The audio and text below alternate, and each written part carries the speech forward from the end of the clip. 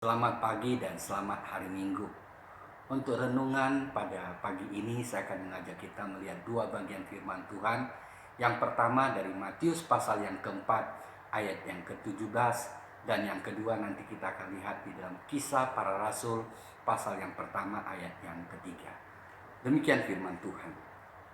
Matius pasal yang keempat ayat yang ke-17. Sejak waktu itulah Yesus memberitakan, bertobatlah sebab kerajaan surga sudah dekat. Satu lagi di dalam Kisah Para Rasul pasal yang pertama ayat yang ketiga. Sebab kepada mereka yang menunjukkan dirinya setelah penderitaannya selesai, dan dengan banyak tanda yang membuktikan bahwa ia hidup.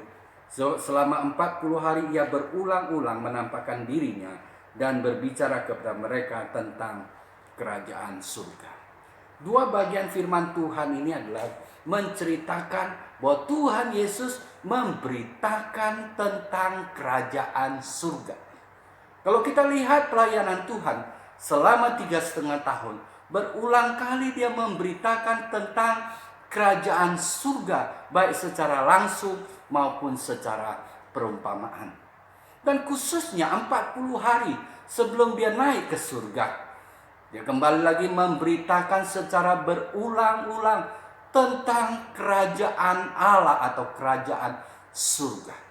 Ini menunjukkan kepada kita bahwa berita tentang kerajaan Allah adalah suatu hal yang penting bagi Tuhan, dan ini juga tentu penting kepada kita umatnya.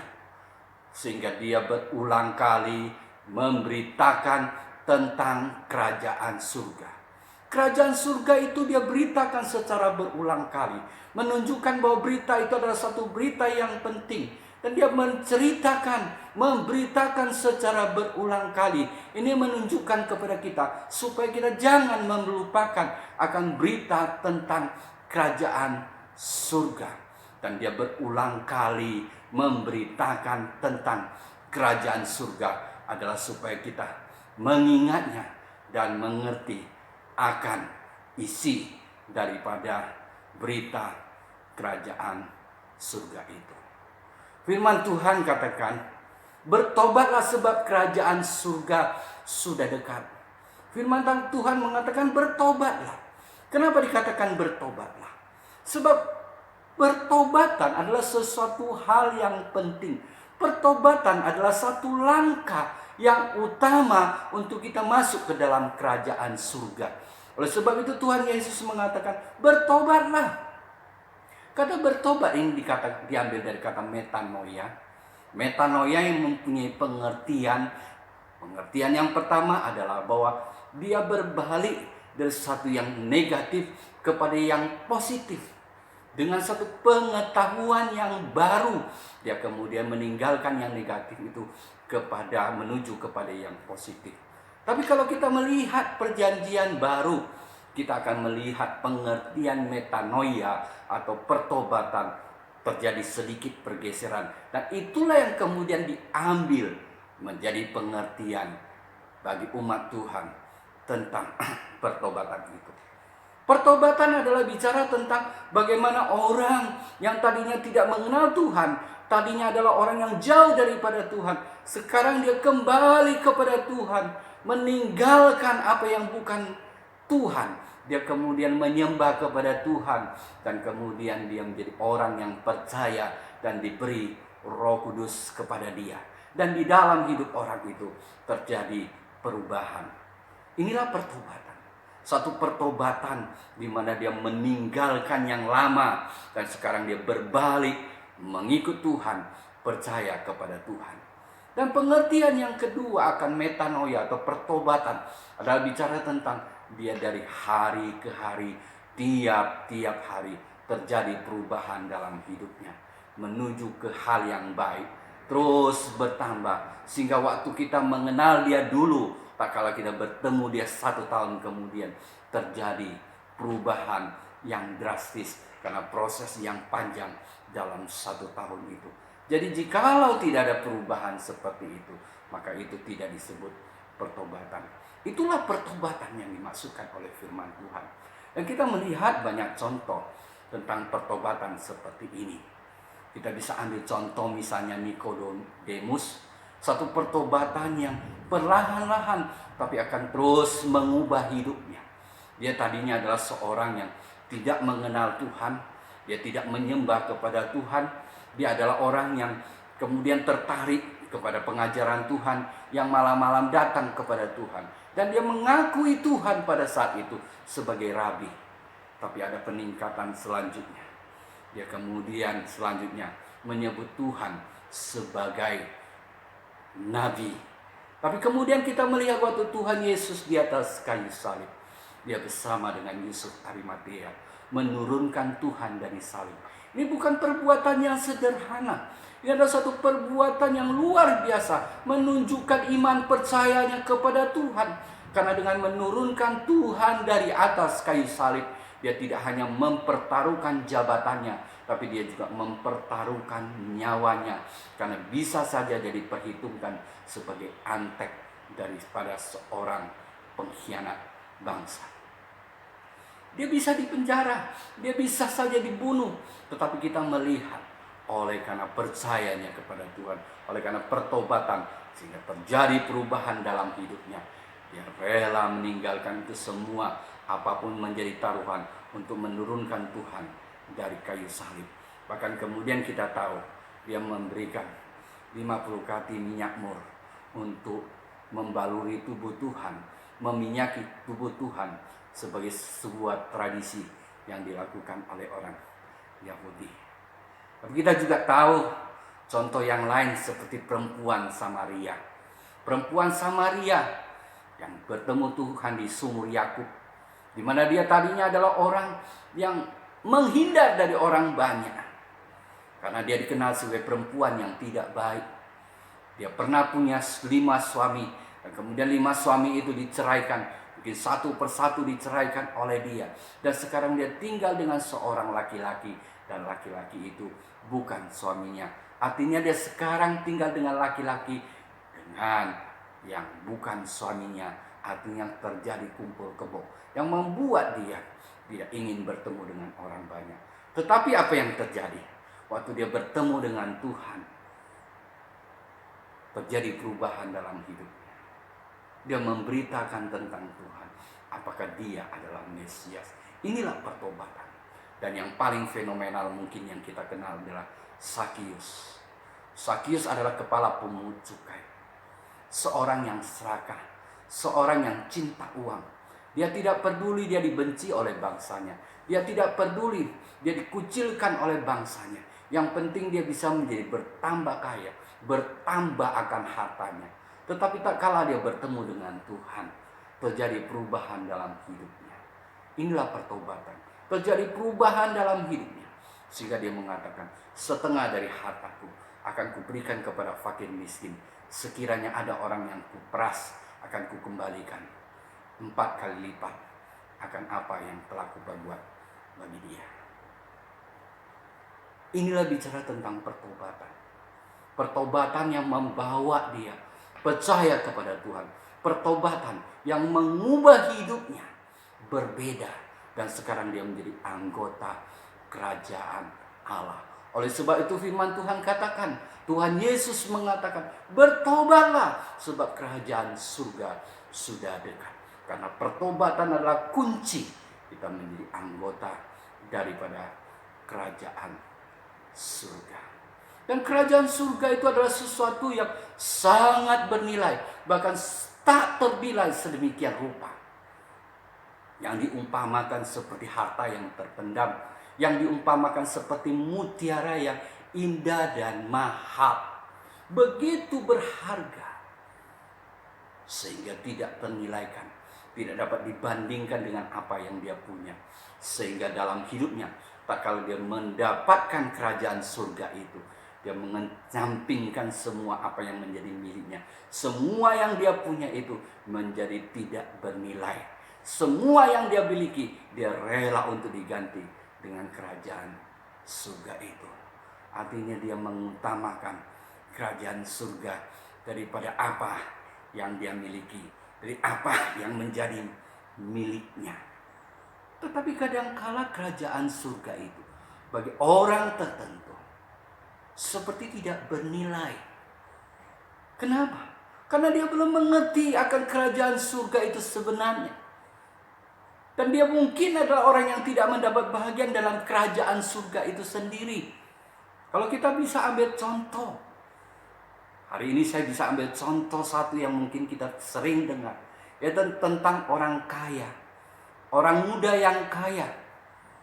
Suatu ketika dia datang berlari-lari kepada Tuhan. Dia mengatakan dia ingin memperoleh hidup yang kekal. Dan Tuhan katakan, apa yang sudah kau lakukan? Dia mengatakan dia sudah melakukan sejak muda. Dari sejak mudanya akan hukum atau perintah Tuhan. Kita melihat orang ini luar biasa. Dia telah melakukan hukum Tuhan sejak mudanya. Artinya orang ini adalah orang yang saleh, orang yang jujur. Kalau kita melihat, dia tidak berzina. Seorang masih muda. Hawa nafsu anak muda tidak menguasai hidupnya. Dia tidak berzina. Dia tidak membunuh. Dia tidak mencuri. Dia tidak mengambil hak orang lain. Dia tidak bersaksi dusta. Dan dia menghormati ayah dan ibunya. Semua bagian kehidupan sebagai orang yang saleh menurut ukuran manusia ini, dia jalani dalam hidupnya dengan baik. Dan dia menuruti apa yang diperintahkan oleh firman Tuhan. Dan tentu dia adalah orang yang suka beribadah kepada Tuhan. Tapi Tuhan mengatakan masih ada yang kurang, yang harus engkau lakukan. Juallah hartamu dan ikutlah aku. Kenapa Tuhan ingin melakukan hal sedemikian rupa? Karena Tuhan tahu di dalam hatinya bahwa ada yang jauh lebih penting yang menguasai hidupnya, yaitu uangnya, hartanya. Hartanya menguasai sedemikian rupa, sehingga tak kala dia disuruh pilih antara hartanya atau kerajaan surga, atau Tuhan itu sendiri sebagai raja daripada kerajaan surga itu, dia akan tetap memilih hartanya daripada memperoleh menjadi anggota kerajaan surga, di mana Yesus Kristus Tuhan kita sebagai rajanya. Dan dia gagal untuk masuk dalam kerajaan surga. Sehingga Tuhan mengatakan, orang yang beruang sukar masuk kerajaan surga, lebih sukar daripada seekor unta masuk ke dalam lubang jarum. Ini bicara tentang kemustahilan, bahwa begitu susahnya orang masuk kerajaan surga jikalau dia banyak uang. Tapi ini bukan bicara tentang uang dalam pengertian bahwa setiap orang kaya pasti akan tidak bisa masuk ke dalam kerajaan surga. Bukan bicara tentang itu. Tapi bicara tentang bahwa hidupnya, hatinya sudah dikuasai oleh uang itu sedemikian rupa, sehingga dia tidak bisa mendapat bagian di dalam sebagai anggota daripada kerajaan surga itu sendiri. Kemudian kita melihat kerajaan surga itu seberapa sih kuasanya, seberapa sih kedaulatan daripada kerajaan surga itu sendiri. Karena ini bicara tentang kerajaan Allah. Seberapa besar kerajaan surga, seberapa besar kedaulatan kerajaan surga itu sendiri. Kalau kita melihat di dunia ini, kerajaan itu ada banyak. Ada yang besar kuasanya, ada besar kedaulatannya. Misalnya kerajaan Inggris, kita melihat berapa besar kuasanya, betapa besar kedaulatannya. Beda dengan kerajaan mungkin misalnya di Jogja, besar, tapi mungkin kalau dibandingkan dengan kerajaan Inggris, mungkin kedaulatan dan kekuasaannya mungkin lebih rendah. Dan saya juga mengenal satu kerajaan di kampung halaman kami. Itu juga disebut kerajaan.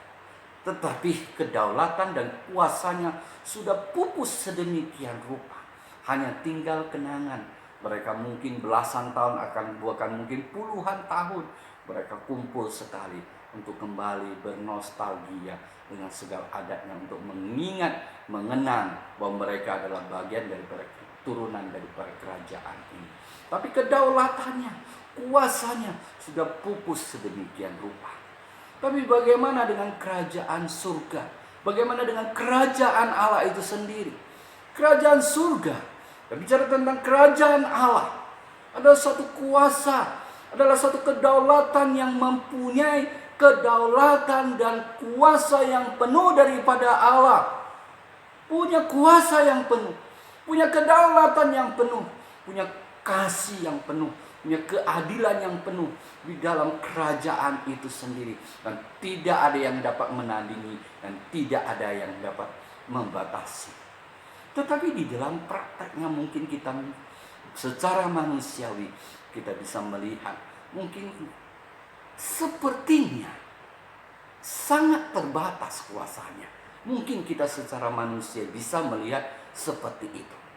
Misalnya kita ambil contoh 10 orang kusta, di mana Tuhan Yesus menyembuhkan 10 orang kusta ini di dalam kuasanya sebagai raja daripada kerajaan Allah itu.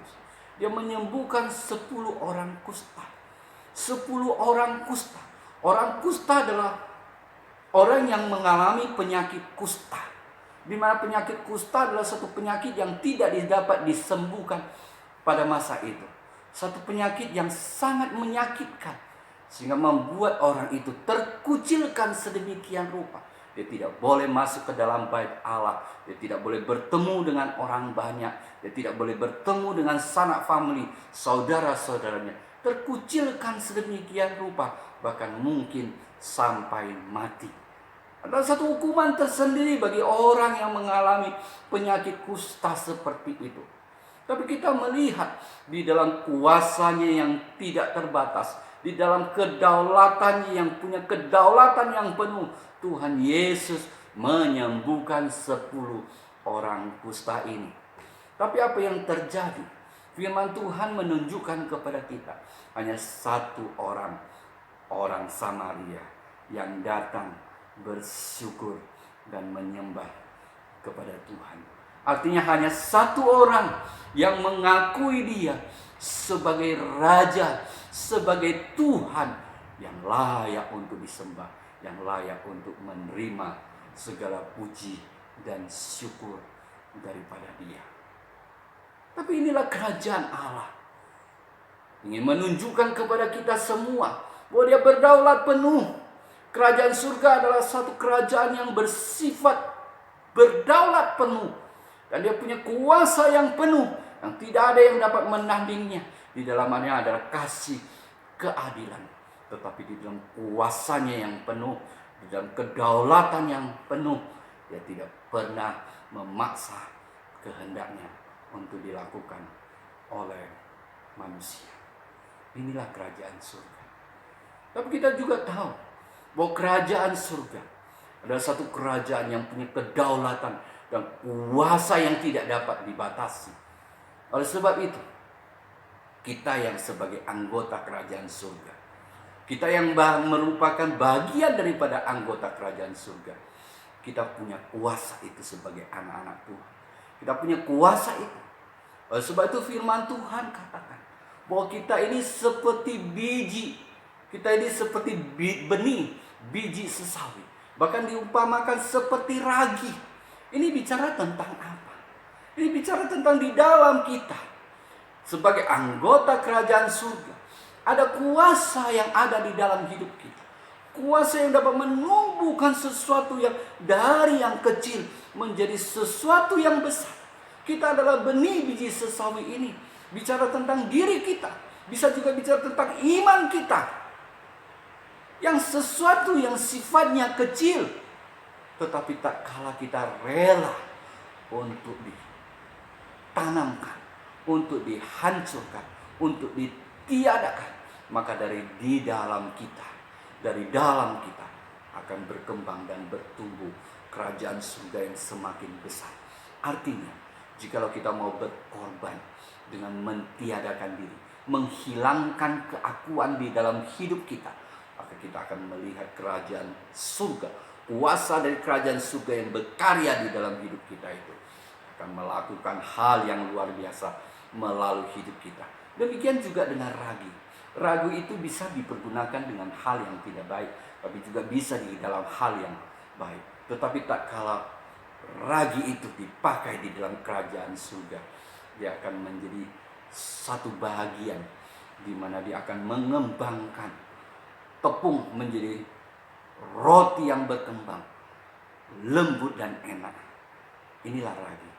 Tapi bersediakah dia menjadi bukan siapa-siapa, di mana tak kala dia dicampurkan dengan tepung yang banyak, dia tidak lagi dikenal sebagai ragi, dia tidak lagi dikenal sebagai dia, tapi dia akan berkembang sedemikian rupa menjadi satu hal yang indah, makanan yang enak, makanan yang lembut, yang boleh dimakan menjadi berkat bagi banyak orang. Demikian juga dengan biji sesawi. Tak kala dia rela untuk mengorbankan dirinya, menghilangkan keakuannya, maka dia akan dipakai sedemikian rupa, berkembang menjadi satu bagian daripada kerajaan surga, yang menjadi pohon yang besar, yang boleh menjadi berkat bagi banyak orang.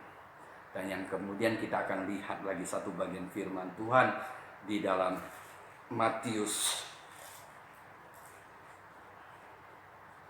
Kita akan melihat di dalam Matius pasal yang ke-13. Matius pasal 13 ayat 18 sampai 23. Demikian firman Tuhan katakan, "Karena itu dengarlah arti perumpamaan penabur itu kepada setiap orang yang mendengar firman tentang kerajaan surga." Jadi firman ini adalah firman tentang kerajaan surga, tetapi tidak mengertinya, datanglah si jahat dan merampasnya. Yang ditabur dalam hati orang itu, itulah benih yang ditabur di pinggir jalan. Benih yang ditabur di tanah yang berbatu-batu ialah orang yang mendengar firman itu dan segera menerimanya dengan gembira. Tetapi ia tidak berakar dan tak tahan sebentar saja. Apabila datang penindasan atau penganiayaan karena firman itu, orang itu pun segera murtad. Yang ditabur di tengah semak duri ialah yang mendengar firman itu, lalu orang itu mendengar firman itu, lalu kekhawatiran dunia ini dan tipu daya kekayaan menghimpit firman itu sehingga tidak berbuah. Yang ditabur di tanah yang baik ialah orang yang mendengar firman itu, mengerti, karena itu ia berbuah, dan ada yang 100 kali lipat, ada yang 60 kali lipat, dan ada yang 30 kali lipat. Saya bacakan di dalam ayat yang ke-23 sekali lagi. Yang ditabur di tanah yang baik ialah yang mendengar firman itu. Firman tentang apa? Firman tentang kerajaan surga. Dan mengerti, karena itu ia berbuah. Ada yang 100 kali lipat, ada yang 60 kali lipat, dan ada yang 30 kali lipat. Mendengar dan mengerti berita tentang kerajaan surga itu, maka dia akan berbuah. Ada yang 100 kali lipat, ada yang 60 kali lipat, ada yang 30 kali lipat. Tidak heran kita melihat bahwa Tuhan Yesus di akhir hidupnya sebelum dia naik ke surga, kembali lagi dia berulang-ulang memberitakan tentang kerajaan surga ini, adalah supaya firman Tuhan tentang kerajaan surga itu diingat oleh jemaat, diingat oleh umat Tuhan, dan kemudian mereka bisa mengerti akan firman Tuhan itu dan melakukannya dalam hidupnya. Maka dia akan terus berbuah. Ada yang berbuah 100 kali lipat, ada yang berbuah 60 kali lipat, ada yang berbuah 30 kali lipat. Kita sudah berapa minggu ini bicara tentang kerajaan surga. Apakah kita mengerti tentang kerajaan surga? Maka kita akan terus belajar lagi tentang kerajaan surga minggu yang akan datang, supaya kita benar-benar mengerti akan kerajaan surga, dan kita boleh berbuah dalam hidup kita. Amin. Kita berdoa. Bapa yang di surga, terima kasih Tuhan Yesus. Firman-Mu sudah disampaikan ya Tuhan. Kiranya Engkaulah yang berbicara lebih dalam, lebih luas di dalam setiap hati anak-anak-Mu ya Tuhan kami. Tolonglah setiap kami. Biarlah kami boleh menjadi pendengar firman Tuhan dan mengertinya, dan sehingga kami dapat melakukannya dengan baik dalam hidup kami. Inilah doa kami ya Bapa, yang kami alaskannya di dalam nama Tuhan Yesus Kristus. Amin.